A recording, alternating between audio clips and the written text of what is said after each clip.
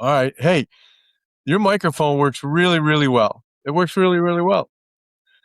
It We'll picks up see. your garage door opening and closing. Yes, it does. Hopefully, you don't hear the dogs out there wrestling anytime Well, soon on this call. you might hear my dog because he's out on the couch right now, lying down. And the deck guys, Jeff Carter, he's coming over, hopefully finishing the deck today. But when they get here, he likes to welcome them in a loud way.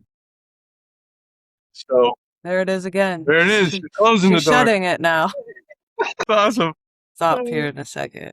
That's awesome. But well, so yesterday, and this I don't know if this ties in or not, but it maybe ties in a little bit. But yesterday I came over to the gym and caught you by surprise, and because we've got this closet there that's got all this stuff piled in it, and sometimes just causes stress, maybe because we can't find things, maybe because we want to put things that we can't put things, all that. So put up some shelves and everything, and you got all I won't say whiny on me. You never get whiny, but you're just all sorry, Overwhelmed is the word.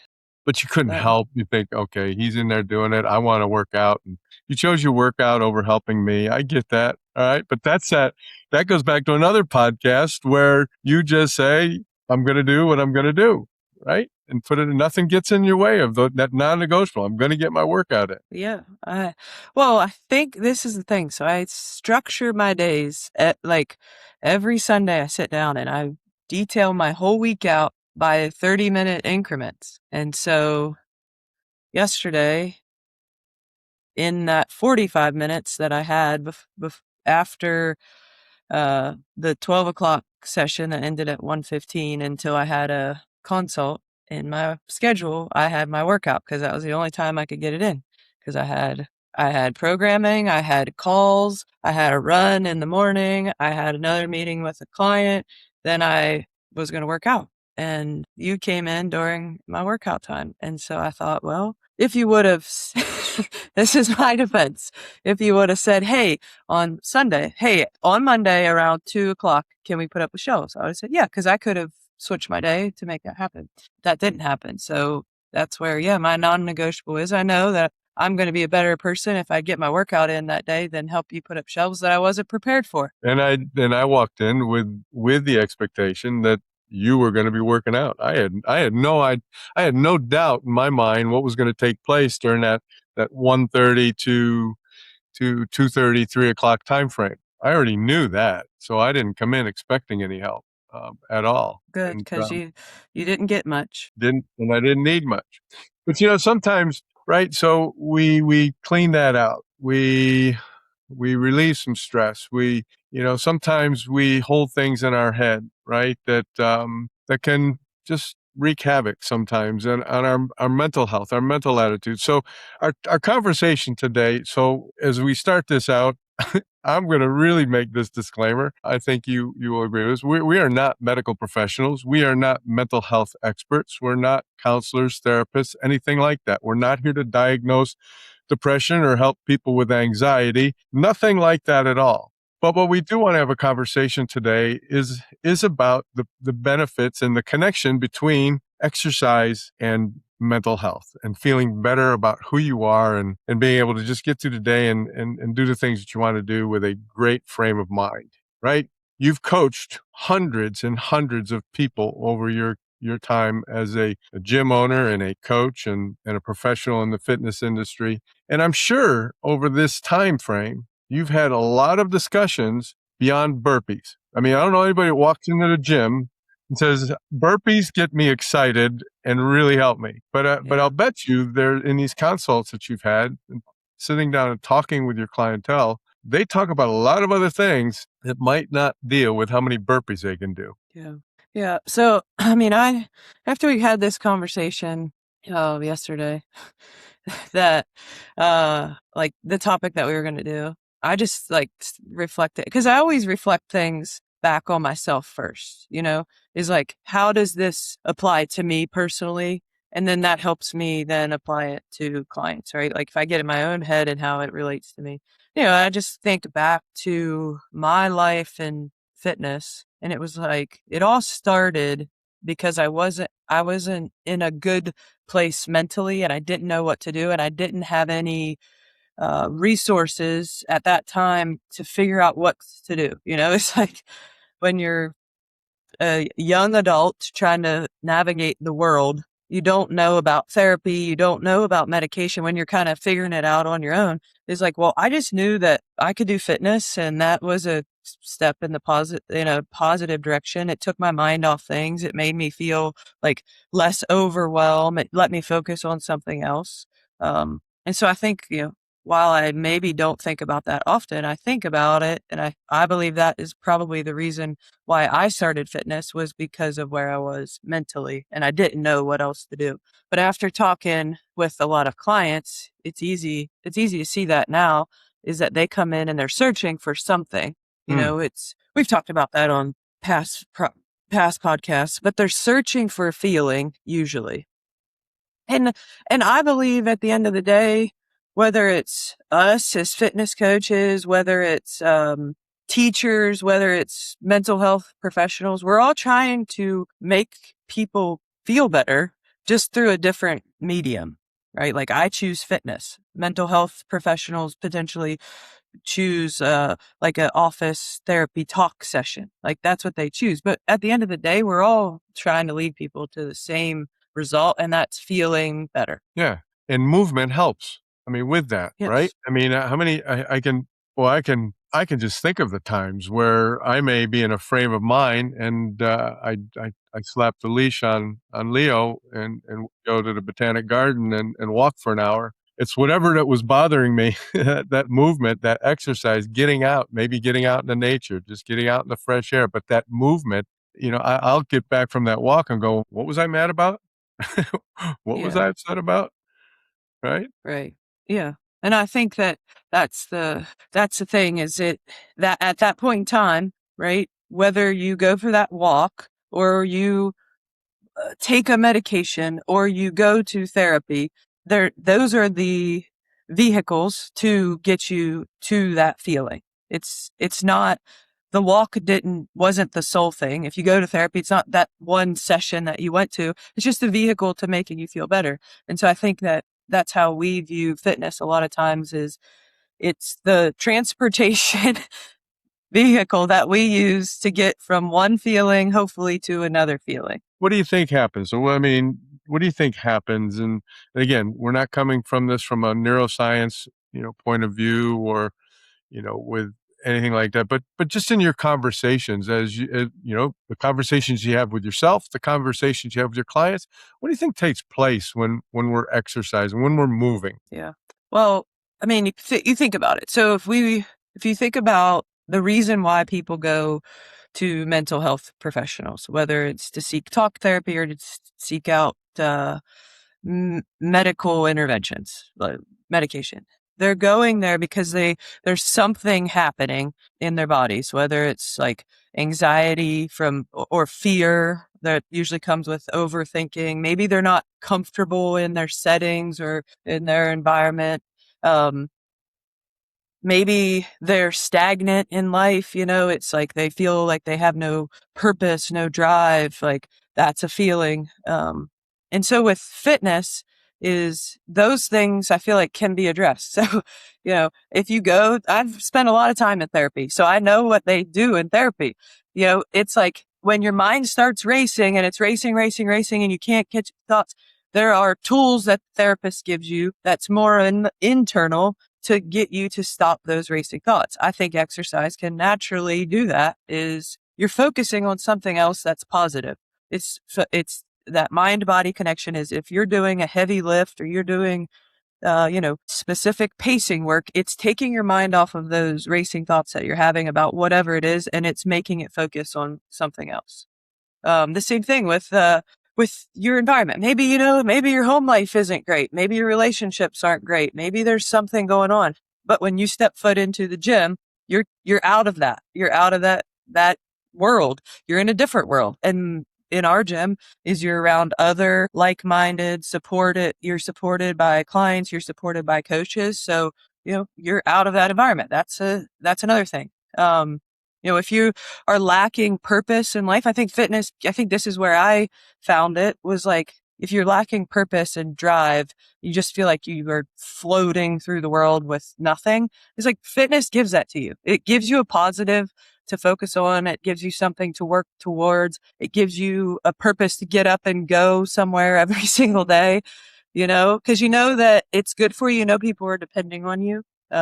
So yeah, I don't know, that No, I answers the question. I love that. No, I absolutely, it all does. I mean, it does. It just, when you are able to flip a switch, when you're able to just focus on something else, we I don't want to call it a distraction. I don't want to anything like that. But when you're able to take your mind off of what it is that's causing the issues, you are in a much better place. And I love that piece that you said. Just, in our gym, I'm sure other gyms are like that, but I think it's particularly true in our gym. And they walk in. Well, sometimes they walk in like yesterday. Won't talk about anyone in particular, but there's a lot of conversation that takes place sometimes, and sometimes too much conversation, because people come to our gym and they're comfortable with the people they're around, and they see that they are all searching and working towards the same thing: to feel better, to be stronger, be more mobile, be healthier. And that camaraderie, that connection, can that environmental change can change the way that we think, and the pressures that we're putting on ourselves. So, we've talked about also from a fitness standpoint, from a mindset standpoint, being able to do hard things, right? Maybe being able to do hard things, and challenging yourself in the gym can then also prepare you and mentally make you stronger out in the real world, all right? Outside of the gym, maybe at work, maybe at home.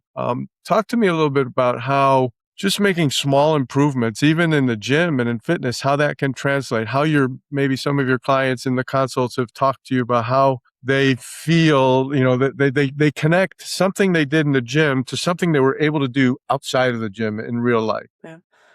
Yeah, I mean, obviously that happens all the time. Just little things, whether it's our older clients, they're playing with grandkids, or clients that they're just doing yard work that they couldn't previously do. But when I think about it from a mental side, is people, and like I said, I can relate to this. When you are in that high anxiety or depression state, you feel like you can't do anything right. You feel like you're against all odds. You feel like no matter what you do, you can't keep going. You feel like you are swimming upstream every single day. And so I think with the gym, and it's like that you don't know, you can't pull yourself out. No matter how much people tell you you're doing well, no matter how much people say, like, you have so much, you can't see it when you're in that space. Where I think fitness comes in is it's tangible. Like, you can see it. You can, like, it is easy to see small things. I lifted this much weight last week, and now I'm lifting 5-10 pounds more. I started off coming to the gym 3 days a week, and now I'm coming 4 or 5 days a week.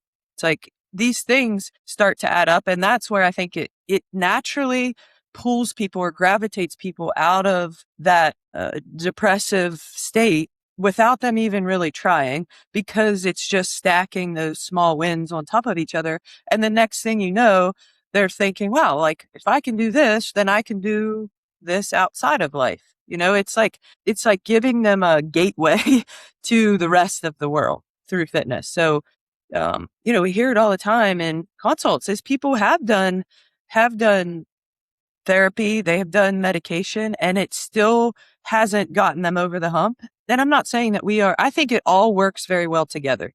That's what I think. I don't think one is an end all without the others. Like, I think all of them go well together, but we've had a lot of people, it's like the missing link was stacking these small wins and building confidence in the gym. In addition to going to therapy, talking through it, doing that stuff, but it was the confidence that they gained to kind of help them get over that hump that they couldn't quite get over. Yeah, I think that's key. I think it's important. Nowhere are we saying, "Hey, drop everything else and just focus on this." It is how they work together. It's how that conversation and that session goes with that mental health expert, and using their tools and their resources to help that individual. And we have resources and tools and that can help an individual with that mindset that they might be experiencing in that moment. Uh, Yeah.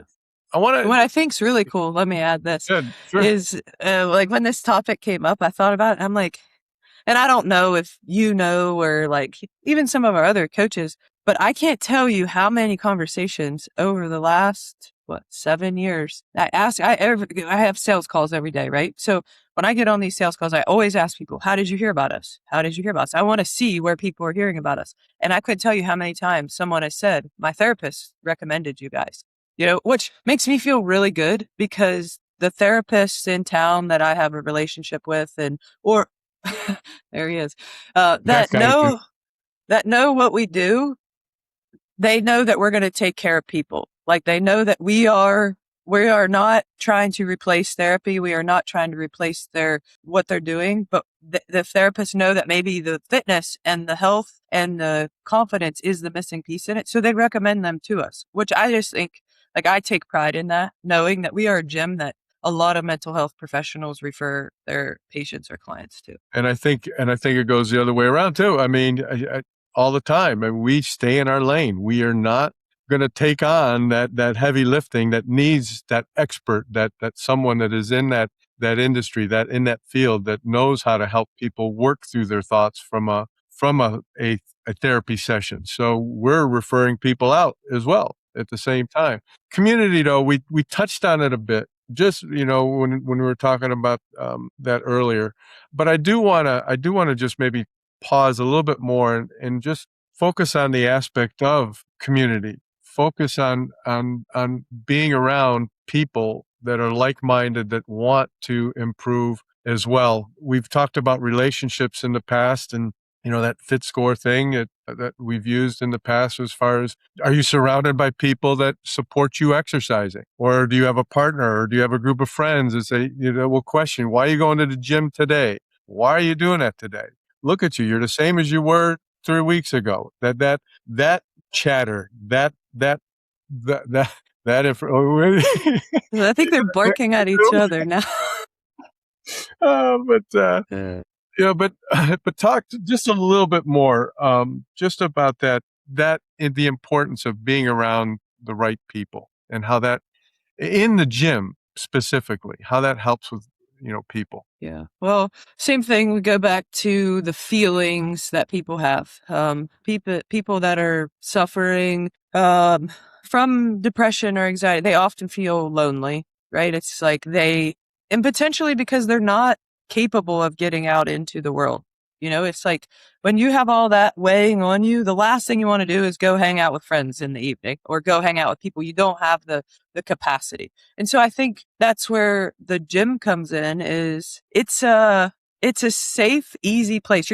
There's no expectation. I've seen this a lot with people. I can think of a few clients specifically. They come to the gym because it's not a social setting. You won't find them in a social setting. You're not going to find them going to parties. You're not going to find them going out to dinner in the bar with friends. But to come into the gym isn't labeled as like a social setting. But the next thing and they're not expected to talk to people. If you come into the gym and you don't speak to anybody, nothing happens. It's like, okay, cool. Come in, do your workout. That's fine. We have lots of people that do that. But the next thing you know, that person starts like loosening up. People start talking to them. People start asking them about their life. And the next thing you know, the gym becomes their social setting that they didn't have before, because there's no expectation around it. There's no one expecting them to show up in a certain way. There's no one expecting them to carry a conversation, right? When you're in a social setting, there's an expectation of back and forth, back and forth. In the gym, that expectation isn't there. So, the next thing you know, 2-3 months in, this person is coming in and having full conversations with the coaches, with the clients. Like, that is their social setting now, because they have people that care about them. And then the levels just keep growing, because then it's like people now care when they're there and when they're not there. People now care about their life inside. You'll hear people asking, like, how's your mom? How's your dogs? How's it, and it's like, it keeps layering on. And the next thing you know, like I said, that's, they have a community there, which they didn't seek out, but then they have it. And just knowing that people care about you, people are asking about you, people know your name, people are encouraging you. They care, it's a snowball effect of community when you come into the gym. Yeah. Yeah. I see it all the time. I see people and that may come in and I can think of a couple people just off the top of my head that very awkward walking in. You can tell they are not comfortable in a communicative type of environment. And then 3 weeks, couple weeks in the gym. I mean, it's like you see a whole, just another a person coming out of that shell of them, and it's really cool to see. They're improving from a physical standpoint, but they're also getting more comfortable being in a social setting, and just they just seem happier, and it's really cool to see. So we've talked about things that exercise is when regarding or can be when regarding mental health, but what is it not? It's not everything, right? What is it not? It's not a replacement. Yeah. So, um, there are a lot of clients that I recommend go to counseling or go to therapy to do some type of talk therapy, because therapists, I mean, they're trained just like I never want to downplay what we do, because I think what we do is a lot. And I've gone to a lot of schooling. I've done a lot of trainings. I've had a lot of experience in it.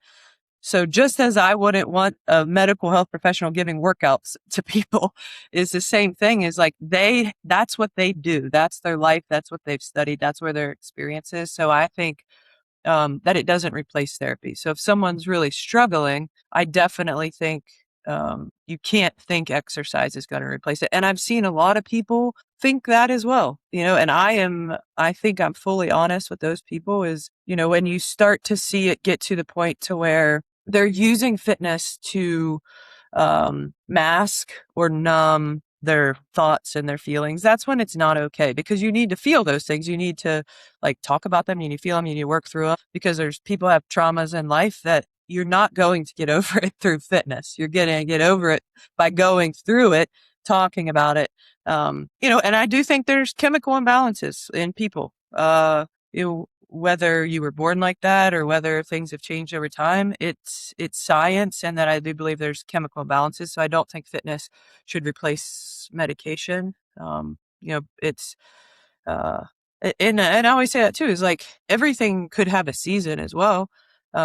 Medication might not be something that you're on for your whole life. Maybe it's a catalyst to get you through the next thing. That's why I think things go so well together. And I think as we've always talked about, to be overall well-rounded, healthy individual, you have to have all the pieces. And I think that um, uh, optimal health is mental and physical. And I think the best way to get both of those is to have talk therapy and have physical fitness in your life. Yeah, 100. I agree with that completely, completely. So some of the results, some of the things, some of the outcomes that I've seen, and I'd just be curious to if you've seen others. I'm sure you have. I mean, you've been in this longer than I have, and you've got a very diverse clientele, young, old, experienced, inexperienced. You've worked with everybody, throughout your time. But, and this isn't, again, it's not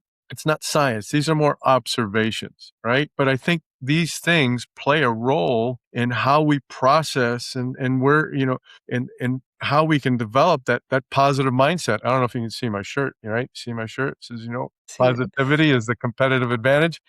But to be able to keep that positivity right there, some of the outcomes that I've seen that really are just more things I've noticed. And even in me, I'm more patient, with my kids, as they struggle, and I want to jump in and I want to have the answers, and I don't get why they don't get what I get. I'm 67 years old and you're 26, and dang it, I know more than you. Do this. And so, but I find myself when I am exercising, when I'm taking care of myself, I'm able to be more patient. I see those things in myself. I've seen it in others. I tend to be more optimistic. When I am exercising, when I'm working out, and just feel don't know, not tired. I just felt like I did something and I accomplished something. I am more optimistic in other areas of my life.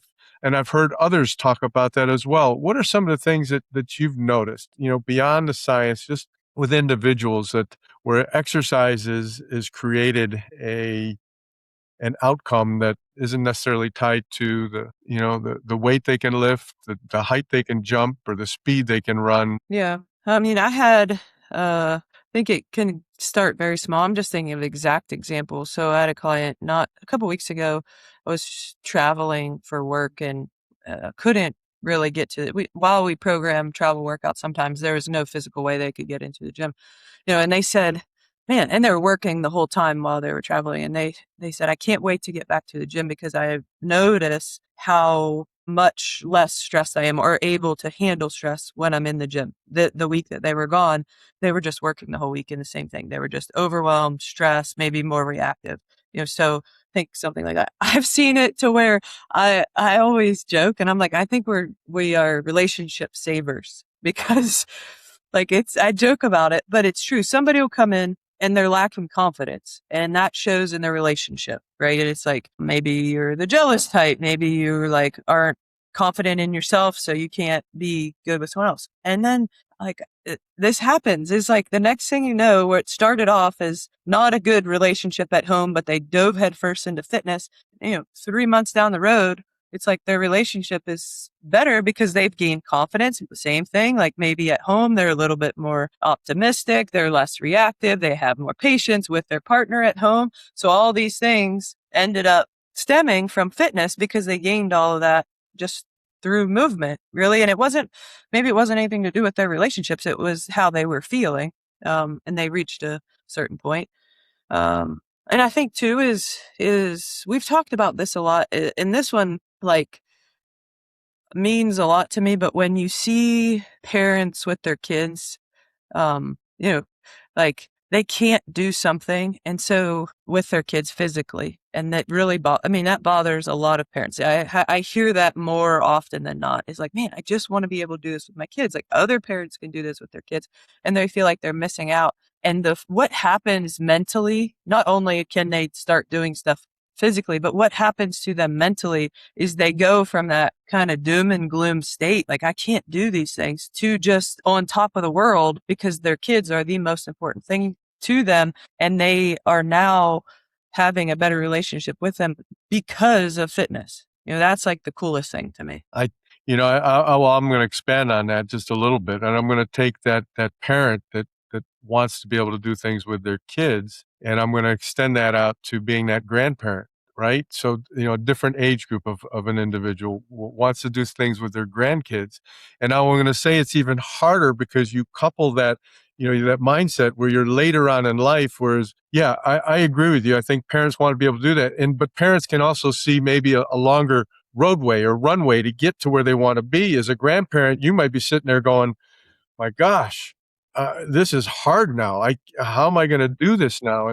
But I have seen people my age, that are grandparents that maybe weren't in the gym at all, that are coming to us, that are now coming in with smiles on their face saying, look, I was able to bend over and pick up my grandchild yesterday. I haven't been able to do that in 5 years, and now I'm doing it. So I think, even beyond the parent into the grandparents and getting into that, that 55, 65, 75 years old. I think it's critically important. Just think about, I'm thinking about retirement now at 67. I'm thinking of, this is going to be morbid, right? But I'm thinking about, the age that my parents died, and I'm doing the math, and I'm looking at the years ahead compared to the years that have gone by, and that years ahead is a lot smaller than the years gone by. So mentally, how are we thinking? And I think exercise, can really, really help in that regard to just making whatever it is that we've got left in this life, whatever time we have, that it is going to be a lot better because we have a better frame of mind. We're able to move and do the things we want to be able to do, where that can really wear on somebody when you can't. So I hope our conversation today, was helpful in the way that, there are definitely physical benefits to exercise. But our conversation today was not more or less about science, but just things we've observed throughout our years coaching people. Kayla with many more years than me, but I've coached people beyond exercise, for many, many years. And I just see that when we give ourselves the attention that we need and challenge ourselves in the gym and through exercise or just movement, we feel better and we act different. And any last thoughts that you might have? I mean, I don't want to drag this on, but I mean, we've talked about this before. Here, how about this? I mean, because you're really good at this. You are really, really good at this. Somebody might hear this conversation and say, "Yeah, you know what? I'm getting to the gym, and it's going to fix things right away. I'm just jump right in with both feet and go for it." What about your thoughts on just start small, make small changes? What are your thoughts on that as we close? Yeah. Well, I preach this all the time to everyone is, don't, whatever you're doing needs to be sustainable. So don't go in so hard that whatever you do, you can't sustain for forever. Um, and I think my biggest thing is just be open-minded and curious about don't be shut off. Don't think fitness can't help. Don't think therapy can't help. Don't think you don't need it. Don't have these absolutes. If you're not feeling well, try fitness, try therapy, go to the doctor. Maybe you need to try medication, try things until maybe we can stack and find the perfect recipe to make you feel better, right? Don't just be I just don't like when people are completely shut off and narrow-minded to one side or the other, because I don't believe that all of anything will fix you. I think it's a combination. It's like soup. It's like there's a lot of things that go in soup to make it taste good. And I think that that's our life from a mental and physical standpoint. There's a lot of things that go in there to make you feel a certain way and your brain to feel a certain way, and just be open-minded about what those things are. I love that. Yeah, that recipe aspect. Because even if you have too much of one ingredient, right, it may throw off that recipe, the experience that you have with that food and whatever you're putting together. You're much better at putting food together than I am. So I'm going to stay out of that conversation. Well, we got through another one. I appreciate you just and even your thoughts in the very beginning, reflecting on yourself and how you've dealt with things and thoughts and how you have taken advantage of the resources that are out there for you and how you can help others kind of see it that same way. So I would just say, yeah, jump into the gym, give it a shot, and just give yourself some grace. Keep moving forward. Small things over time make great change. That's it for us today. For me, I don't know about you. That's I'm it. gonna go see how my deck's doing. All right, see how these guys are doing. Leo, evidently, he's quite comfortable all of a sudden with the deck people. He's in between my legs, sleeping all of a sudden. So Well, I'm going to test out. We've been testing leaving the little one out during the day by herself. So today will out. be I day mean, out in your fenced yard. Out. no, out in the house. Oh, We usually crate her while we're gone, because our couch cushions have gotten eaten several times, and throw pillows, the cat. So, we've been testing. So today will be day 2. She was good yesterday. Today's day 2. I feel like if we can get through 3, 4 days, then we should be in the clear. come on, Walker. You can do it. You can do it. All right. All Thanks. right. Thanks. See you. See ya.